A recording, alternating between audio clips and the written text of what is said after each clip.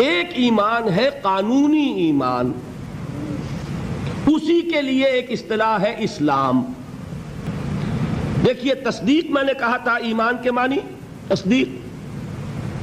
تصدیق ایک ہے زبان سے، ہاں آپ صحیح کہہ رہے ہیں، آپ اللہ کے رسول ہیں، میں نے مان لیا جو خبر آپ دے رہے ہیں، میں نے قیامت کو مانا، بعث بعد الموت کو مانا، اللہ کو مانا، اس کے اسماء کو مانا، اس کی صفات کو مانا، میں گواہی دیتا ہوں اشہد ان لا الہ الا اللہ واشہد ان محمد رسول اللہ۔ یہ کیا ہے؟ اقرار باللسان۔ اس کا نتیجہ کیا نکلا؟ کوئی ہندو ہو، سکھ ہو، پارسی ہو، عیسائی ہو، بدھ مت کا ماننے والا ہو، پھر یہ چوڑا ہو، چمار ہو، کسے باشد، آج یہ جملہ زبان سے نکالے، وہ دفعتاً کیا ہو گیا؟ مسلمان۔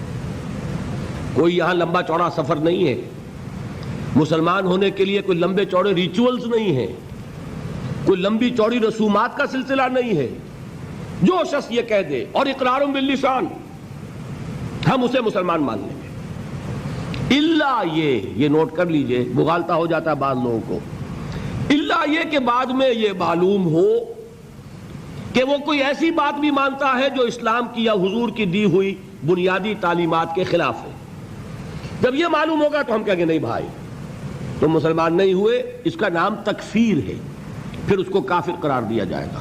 مثال دوں آپ کو، ایک شخص کہتا ہے اشہد ان لا الہ الا اللہ واشہد ان محمد رسول اللہ، ہو گیا مسلمان۔ بعد میں کہتا ہے میں نے آخرت کا اقرار کب کیا تھا؟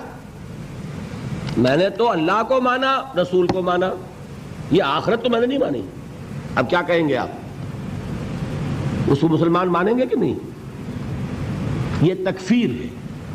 جب تک ہمیں معلوم نہیں کہ وہ آخرت کا منکر ہے، صرف کلمہ شہادت کی بنیاد پر اسے مسلمان مانا جائے گا، لیکن جب معلوم ہوا کہ وہ آخرت کا منکر ہے، اب اس کی تکفیر ہو جائے گی کہ نہیں تو مسلمان نہیں ہو، کافر۔ بالکل اسی طرح جب تک ہمیں معلوم نہیں کہ کوئی شخص جو کلمہ شہادت پڑھ رہا ہے وہ ختم نبوت کا منکر ہے، اس وقت تک وہ مسلمان مانا جائے گا، لیکن جب یہ معلوم ہو جائے کہ وہ ختم نبوت کا منکر ہے، اس کی تکفیر کی جائے گی۔ اس لیے کہ محمد رسول اللہ نے جیسے خبر آخرت کی دی، ویسے ہی خبر اپنی نبوت کی اختتام اور تکمیل کی دی۔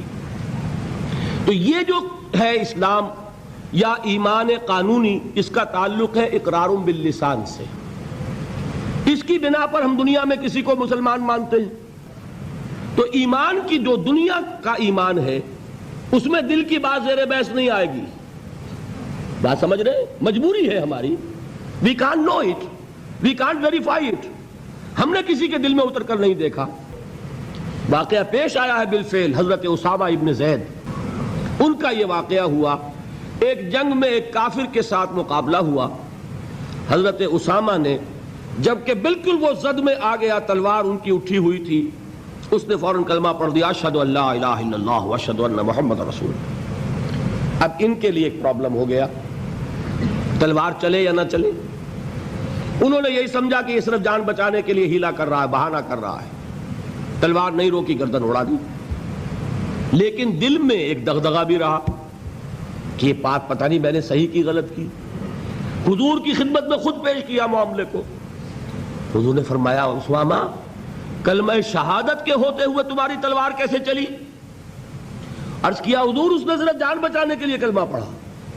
حضور نے اس کی نفی نہیں کی، لیکن یہ فرمایا کہ اسامہ قیامت کے دن کیا جواب دو گے جب کلمہ شہادت تمہارے خلاف استغاثہ لے کر آئے گا۔ اس کلمہ شہادت اور قانونی ایمان کی یہ اہمیت ہے۔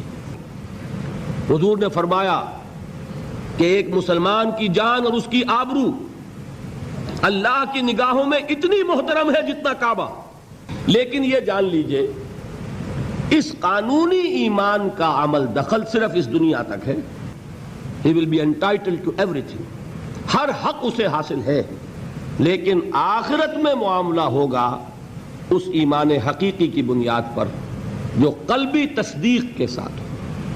تصدیق ہے تو مومن قرار پائے گا، تصدیق قلبی نہیں ہے تو مومن نہیں قرار پائے گا۔ تو اقرار باللسان لازم، اور دنیا میں اسی پر دار و مدار ہے کسی کے مسلمان مانے جانے کا۔